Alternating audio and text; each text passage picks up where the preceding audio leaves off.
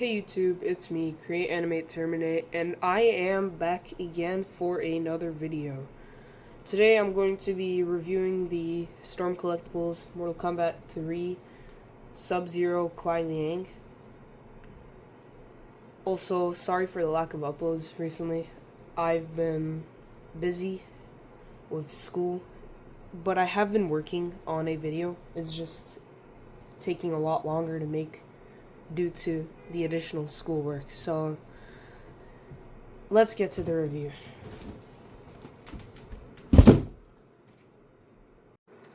So I got this guy on Mercari for a really good deal, but if you want to get this guy or any of the other Storm Collectables Mortal Kombat figures, you're most likely going to have to get them secondhand due to them no longer being in production, because sadly Storm Collectables lost the license to Mortal Kombat around earlier last year, which sucks, but this guy would still be hard to get last year because they don't really re-release figures, so he was already not in production anymore. But anyway, let's get into the packaging. So starting off, we have the Mortal Kombat Sub-Zero on it, picture of his face. Really like this box. It really has a nice design to it.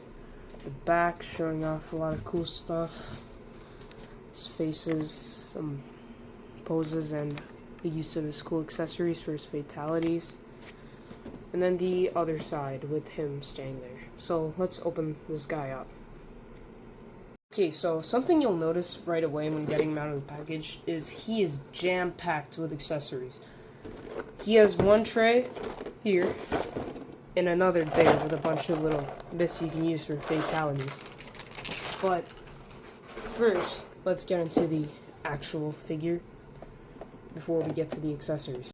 Okay, so here is Sub-Zero out of the packaging. And I must say, he looks incredible. There are no inaccuracies to the game, and they managed to make him look both realistic and animated at the same time, which looks incredible for the universe he's supposed to fit in, Mortal Kombat, especially because this is from the earlier games, Mortal Kombat 3, so really nice what they did there. And now let's look at the articulation.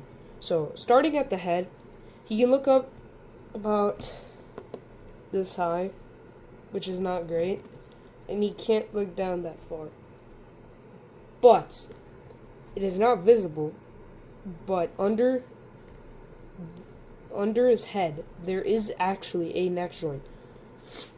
Storm Collectables made the upper chest area out of rubber, so they hid a joint under there, which looks great because sometimes neck joints don't look the best, but they managed to cover it very well. So now he can look down very far and he can look up very far, so that's great. He has a pretty great ab crunch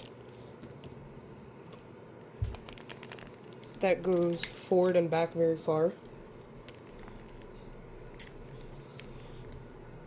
And the butterfly joints at the top of his arms also go back very far, which is very impressive, and something that Storm Collectables constantly gets praised for is that even though these figures are very muscular, so you'd expect hindered articulation, because other companies like Marvel Legends and sometimes SH they, on bigger, more muscular characters, they either just don't include stuff like butterfly joints and a good ab crunch. But the thing Storm Collectables does is they manage to do this very high quality rubber material on most of their figures, and even though the characters are like insanely muscular, they still manage to be insanely posable. I've heard a lot of good things about their Baki line, and I'm considering picking stuff up from there maybe at the end of the year. But anyway, let's get back into this guy's review. So his arms can do a full 360. You can get a bend at the elbow, bend at the hinge at the bull joint at the wrist, full 360. His hips are a little bit more limited due to this piece, his belt. He can kick up very high, kick back very far. You can bend his knee fully.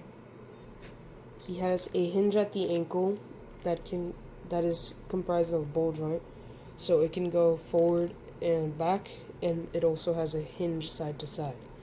And he has a hinge at the toe. So that is it for the articulation on this guy. It is really great, and I really enjoy the articulation. Feels very fluent. It's not stiff. It's perfect. So now let's get into the large array of accessories that he has.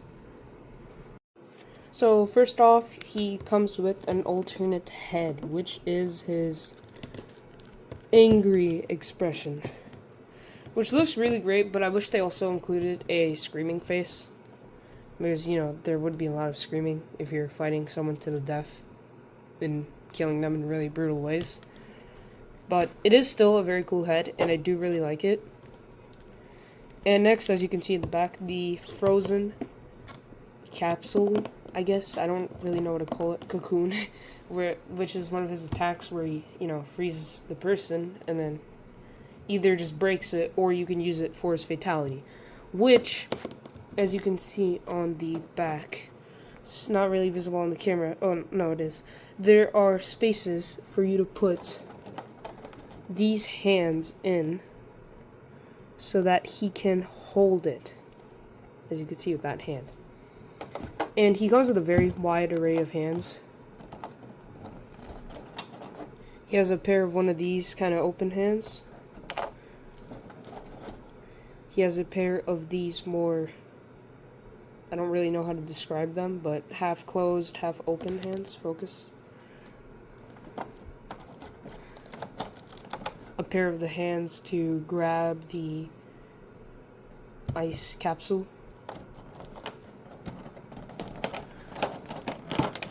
And a pair of more karate chop-like hands, which is what he uses for his ice attacks.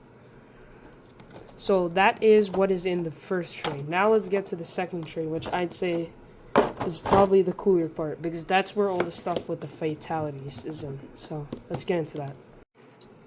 Okay, so the first accessories in this tray are the ice effects. I believe you can attach these to his hands somehow, or you can use a stand. But yeah, that's those. Oh yeah, here, there's a hand imprint on this side, I think. I can't really tell, but I will test it. Yeah, that is a hand imprint. So that's very cool. Next, we have these two really detailed blood effects, which, if I get the ice capsule back. So I tried getting him into the pose where he holds the two giant ice chunks as they are ripped in half, but it is pretty difficult to do. I will reattempt it later, but it's pretty obvious to be difficult considering these are two giant pieces of plastic with blood in the middle. But this whole gimmick with this accessory is absolutely awesome. This looks great, and it's incredibly detailed. So that is that accessory. Moving on, let's get to the next accessories that he comes with. So the next accessories he comes with is a pile of limbs. So we have 2 feet, 2 forearms, a hip bone with a partly attached leg, and a few more random bloodied bones, which is absolutely disgusting, and I guess you would say it's cool. And he also comes with a very large blood splatter for him to stand in after, you know, he explodes his enemy with ice. So that looks something like this. Very cool. So I would rate the amount of accessories this guy comes with a 10 out of 10. It's just, he comes with everything you need for this version of Sub-Zero from Mortal Kombat 3. So let's move on to the size comparison. So here he is next to my two McFarlane Mortal Kombat 11 figures, which he scales with okay. They are taller than him, especially Baraka. But Scorpion is a little bit taller than him, so it's pretty acceptable. But he is a lot taller than the Mezco Mortal Kombat X figures, because those figures were in the 6-inch scale, but these two companies, McFarlane Storm Collectables, made theirs in the 7-inch scale. So he does not scale well with Kotal Khan here. But I will probably still make stop motions of these two fighting. So be on the lookout for that. So yeah, that is my review of this figure.